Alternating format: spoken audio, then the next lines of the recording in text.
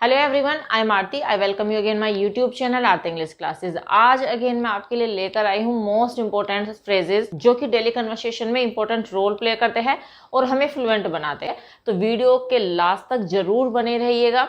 And अगर अभी तक आपने मेरा चैनल सब्सक्राइब नहीं किया है, डू सब्सक्राइब माई चैनल। तो चलिए स्टार्ट करते हैं आज की वीडियो और देख लेते हैं कि हम इन्हें इंग्लिश में क्या कहते हैं और सेंटेंसेज में हम इनको कैसे यूज करते हैं। Let's begin. तो सबसे पहला फ्रेज देख लेते हैं। सबसे पहला फ्रेज है काम चला लूंगा। ठीक है, अभी मैंने आपको बता ही दिया है कि इसे जरूरी नहीं कि हम फ्यूचर में ही बनाए, हम प्रेजेंट में, पास्ट में, किसी में भी बना सकते हैं। राइट, वो मैं अभी आपको बना के दिखाऊंगी। तो सबसे पहले जान लेते हैं कि हम इस फ्रेज को क्या कहते हैं इंग्लिश में। तो देखिए, इसे कहा जाता है मेक डू विथ। इसके लिए हम फ्रेज यूज करने वाले हैं मेक डू विद। अब देखिए स्ट्रक्चर क्या होने वाला है, स्ट्रक्चर आप देख लीजिए। देखिए, जिस भी टेंस में हम बनाएंगे, हम सबसे पहले सब्जेक्ट यूज करेंगे। आपको पता ही है, अगर सिंपल सेंटेंस है असर्टिव तो उसमें हम सब्जेक्ट को स्टार्टिंग में लगाते हैं। उसके बाद आ जाएगी helping verb. After that make do with. Make को हम यूज करेंगे अकॉर्डिंग टू टेंस।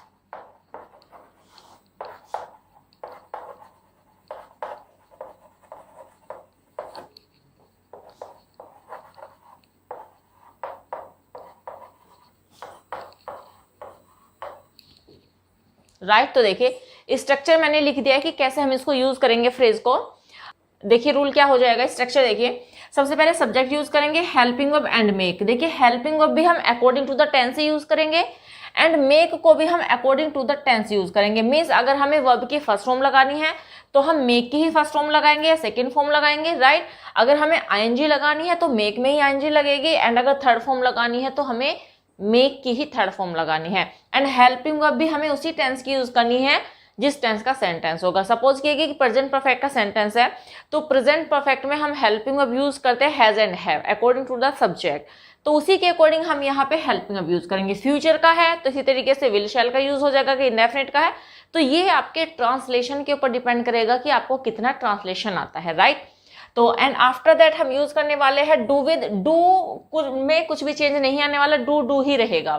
ठीक है, डू विद आ जाएगा एंड आफ्टर दैट ऑब्जेक्ट, और अगर कोई भी रिमेनिंग पार्ट बचा है सेंटेंस में तो वो लास्ट में आ जाएगा। तो देखिए पहले यही एग्जांपल बना लेते हैं कि मैं इससे काम चला लूंगा, या फिर कोई भी फोन ले लीजिए, फोन का एग्जांपल ले लेते हैं कि मैं इस फोन से काम चला लूंगा। तो मैं इस फोन से काम चला लूंगा फ्यूचर का सेंटेंस है। राइट, तो देखिए अकॉर्डिंग टू द स्ट्रक्चर, जो हमने स्ट्रक्चर लिखा उसके अकॉर्डिंग हमने सेंटेंस को बनाया। सब्जेक्ट स्टार्टिंग में आ गया है आई, फ्यूचर का सेंटेंस है तो आपको पता है कि फ्यूचर में विल शैल का यूज किया जाता है। तो आप ये मत सोचेगा कि यहाँ पे आई है तो शैल यूज होगा, ऐसा कुछ भी नहीं है।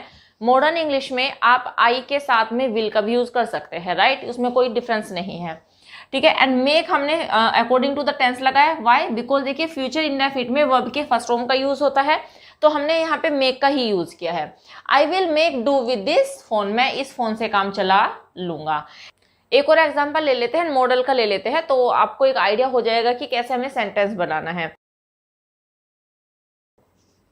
राइट, तो देखिए मॉडल का रूल अगर आपको आता होगा तो आपको पता है कि अगर क्या से सेंटेंस स्टार्ट होता है तो हम उस टेंस की हेल्पिंग वर्ब को स्टार्टिंग में लगाते हैं।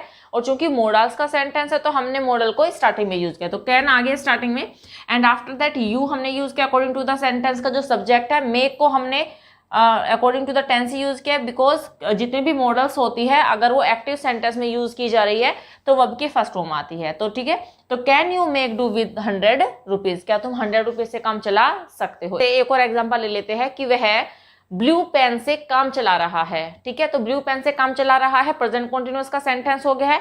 इज आर एम का यूज करेंगे और वर्ब में आईएनजी का यूज करेंगे।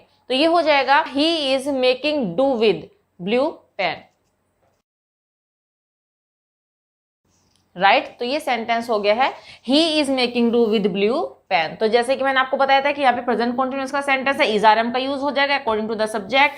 मेक में आईएनजी लगेगी क्योंकि में आईएनजी लगती है कॉन्टिन्यूअस के किसी भी सेंटेंस में, and do with and blue pen. Right, तो he is making do with blue pen, वह ब्लू पेन से काम चला रहा है। तो इस तरीके से ये जो फ्रेज है इसे आप अकॉर्डिंग टू द सेंटेंस ही बनाएंगे। ठीक है, तो होप ये समझ में आ गई होगी आपको। नेक्स्ट फ्रेज देख लेते हैं।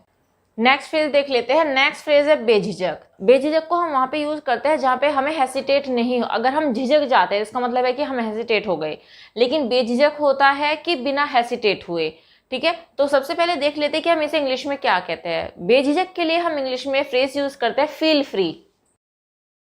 तो इसके लिए हम फ्रेज यूज करेंगे फील फ्री। अब देखिए इसका स्ट्रक्चर क्या होगा, ये भी आप ध्यान से समझ लीजिए। सबसे पहले आपको क्या करना है कि फील फ्री ही यूज करना है, एंड आफ्टर दैट हमें यूज करना है टू। एंड आपको पता ही होगा कि टू के बाद में हमेशा वर्ब की फर्स्ट फॉर्म ही आती है, तो वर्ब फर्स्ट हम यहाँ पे लिखेंगे, एंड आफ्टर दैट ऑब्जेक्ट, और जो भी अदर वर्ड्स बचते हैं वो हम सबसे लास्ट में लेकर जाते हैं।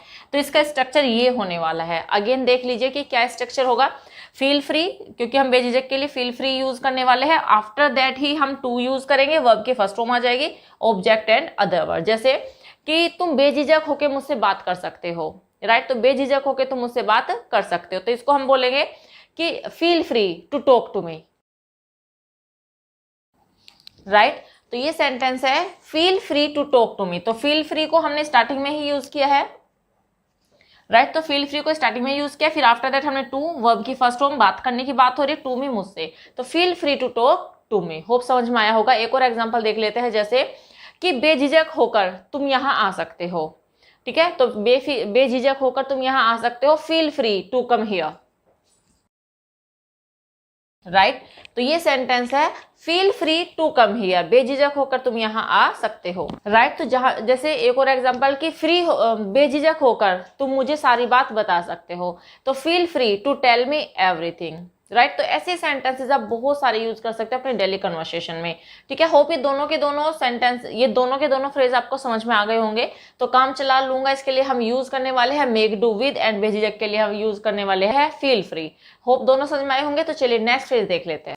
नेक्स्ट फ्रेज है वाली क्या बात है। अब देखिए यहाँ पे जरूरी है कि वाली आए, जैसे कि अगर मैं कहूँ कि रोने वाली क्या बात है, हंसने वाली क्या बात है, इसमें गुस्सा होने वाली क्या बात है, तो ऐसे सेंटेंसेस। ठीक है, तो वाली क्या बात है, इसके लिए हम फ्रेज यूज करते हैं व्हाट्स देयर, राइट। तो इसके लिए फ्रेज यूज हो जाएगा व्हाट्स देयर टू, टू के बाद वर्ब की फर्स्ट फॉर्म आ जाएगी। जैसे कि इसमें रोने वाली क्या बात है, तो क्या हो जाएगा व्हाट्स देयर टू क्राई। ये हमेशा इंटरोगेटिव सेंटेंस ही होगा, क्योंकि यहाँ पे कि क्या बात है, ठीक है, तो क्वेश्चन पूछा जा रहा है इसमें।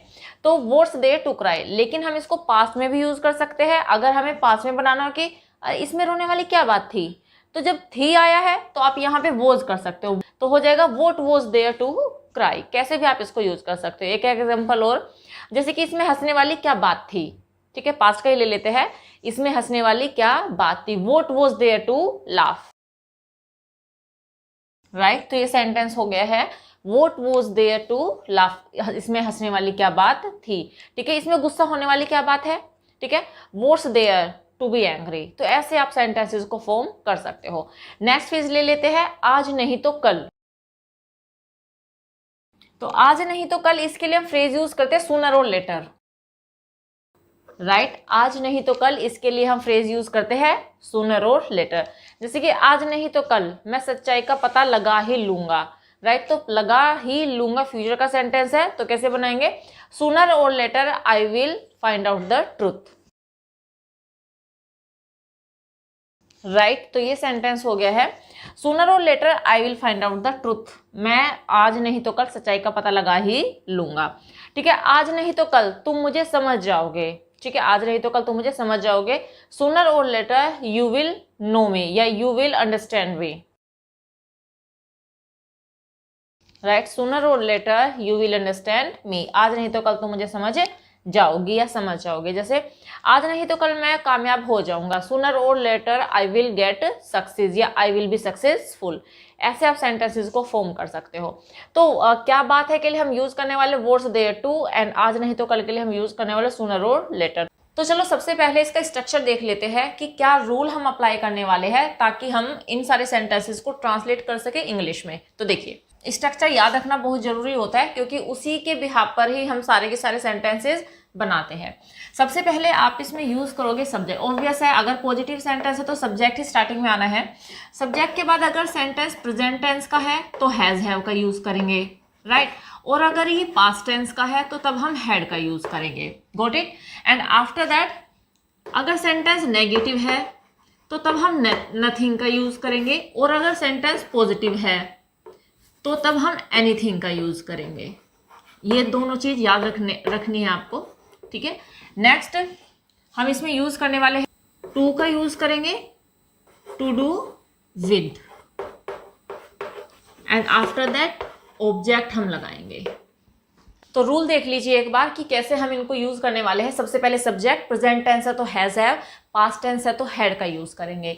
अगर सेंटेंस नेगेटिव है तो हम नथिंग का यूज करेंगे, एंड अगर सेंटेंस पॉजिटिव है या फिर इंटरोगेटिव का पॉजिटिव है तब हम एनीथिंग का यूज करेंगे। After that to do with आ जाएगा एंड ऑब्जेक्ट आएगा। होप समझ में आ गया आपको? होप समझ में आ गया होगा। तो चलिए इसको हम अप्लाई कर लेते हैं सेंटेंसेज में। देखिए, मेरा उससे कोई लेना देना नहीं है, राइट। मेरा उससे कोई लेना देना नहीं है। किसके लेने देने की बात हो रही है? मेरे लेने देने की बात हो रही है। मीन्स यहाँ पे सब्जेक्ट है आई। तो देख लीजिए हमने अप्लाई किया, सब्जेक्ट हमने यूज किया आई, हैज हैव में से, हैड में से हैव, बिकॉज प्रेजेंट टेंस का सेंटेंस आई के साथ हैव लगाया, क्योंकि नेगेटिव सेंटेंस है तो नथिंग लगाया, टू डू विद हिम और हर। होप समझ में आ गया होगा ये आपको। नेक्स्ट देखिए, मेरा तुम्हारे पैसों से कोई लेना देना नहीं है ना। तो ये भी प्रेजेंट टेंस का ही है और ये भी नेगेटिव है और बात मेरी ही हो रही है। तो सेंटेंस में सब्जेक्ट आई है तो ये भी हो जाएगा आई। बाद में I have nothing to do with your money, तो मेरा तुम्हारे पैसों से कोई लेना देना नहीं है। और अगर ये ऐसे होता कि मेरा तुम्हारे पैसों से कोई लेना देना नहीं था तो ये हो जाता आई हैड, क्योंकि पास में हम हैड का यूज करेंगे, ठीक है। I had nothing to do with your money, right. Next देखिए, उसके दोस्तों से मेरा कोई लेना देना नहीं था, ये पास्ट का मैंने ले लिया है यहाँ पर। अब सब्जेक्ट कौन है यहाँ पे? उसके दोस्तों से लेना देना नहीं है, किसका? मेरा। तो मेरा ही लेना देने की बात हो रही है, तो सब्जेक्ट जो है वो मेरा ही है। ये है I had nothing to do with his or her friends, right. Hope समझ में आ गया होगा। अब ये नेक्स्ट देख लीजिए, क्या तुम्हारा इस मामले से कोई लेना देना है? अभी इंटरोगेटिव सेंटेंस है, राइट। इंटरोगेटिव सेंटेंस है, प्रेजेंट टेंस का सेंटेंस है, और मैंने आपको बताया है कि अगर पॉजिटिव सेंटेंस है, भले ही वो एक सिंपल सेंटेंस हो या फिर वो इंटरोगेटिव का पॉजिटिव सेंटेंस हो, तब हम नथिंग का यूज नहीं करेंगे। वाई? बिकॉज भी पॉजिटिव है। नथिंग में तो नोट लगता है हिंदी के सेंटेंस में, बट यहाँ पे कहीं नोट है ही नहीं है। तो देखिए, तो आपको पता ही होगा कि जब क्या से सेंटेंस स्टार्ट होते हैं तो ऑक्सिलरी वर्ब स्टार्टिंग में आती है। तो यहाँ पे हम यूज करने वाले हैं, चूंकि यहाँ पे किसकी बात हो रही है? तुम्हारे की बात। तुम्हारा इस मामले से लेना देना नहीं है, तो यू सब्जेक्ट है, यू के अकॉर्डिंग हम लगाएंगे हैव यू, राइट। तो इस तरह से सेंटेंस बन जाएगा। तो have you anything to do with this matter, क्या तुम्हारे इस मामले से कोई लेना देना है? तो ऐसे सेंटेंस। तो होप आपको सारा पैटर्न समझ में आ गया होगा आपको। बस आपको according to the present tense, past tense, has have, had का यूज करना है, नथिंग टू डू विद या फिर एनीथिंग टू डू विद का यूज करना है। स्क्रीनशॉट लेना चाहते हो तो ले लीजिए, राइट। तो ये एक छोटी सी वीडियो थी और ऐसे सेंटेंसेस है जो हम बहुत बार बोलते हैं अपने डेली लाइफ में। तो होप आपको समझ में आ गया होगा सारा कॉन्सेप्ट, एंड आई होप कि आप इनको यूज भी करोगे अपने डेली कन्वर्सेशन में। तो इस वीडियो में इतना ही, मिलते हैं नेक्स्ट वीडियो में। Till then bye bye, take care, stay healthy and keep learning.